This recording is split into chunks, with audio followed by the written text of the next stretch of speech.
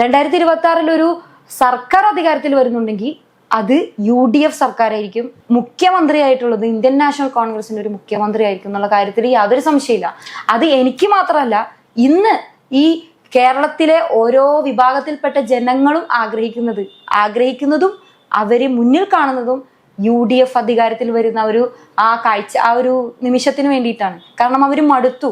പ്രതിപക്ഷം എന്ന് പറയുന്നത് ഈ ഒരു ജനവിഭാഗം ആയി മാറി. കാരണം എല്ലാവരും ഒരേ രീതിയിൽ നോക്കിക്കാണുന്ന ഒരു കാഴ്ചയാണ്. നമ്മുടെ ആരോഗ്യ മേഖലയെ സംബന്ധിച്ചും വിദ്യാഭ്യാസ മേഖലയിലും കേരള വിദ്യാർത്ഥി യൂണിയൻ പ്രതിബദ്ധതയോടെ സമരം ചെയ്യുമ്പോൾ ആ വിഷയങ്ങളിൽ നിന്ന് ശ്രദ്ധ തിരിച്ചുവിടാൻ SFIയെയും DYFIയൊക്കെ ഇറക്കി വിട്ടുകൊണ്ട് ഇതുവരെ ഇല്ലാത്ത വർഗീയവാദികൾക്കെതിരെയുള്ള പ്രതികരണങ്ങൾ, ഇതുവരെ ഇല്ലാത്ത RSSനെതിരെയുള്ള പ്രതികരണങ്ങൾ ഗവർണറെ കാണുമ്പോൾ മാത്രം ഇറങ്ങി വരുന്ന ഒരു വിദ്യാർത്ഥി സംഘടനയായി SFIയും DYFIയൊക്കെ മാറിയിരിക്കുന്ന കാഴ്ച നമുക്ക് കാണാൻ സാധിക്കുന്നതാണ്.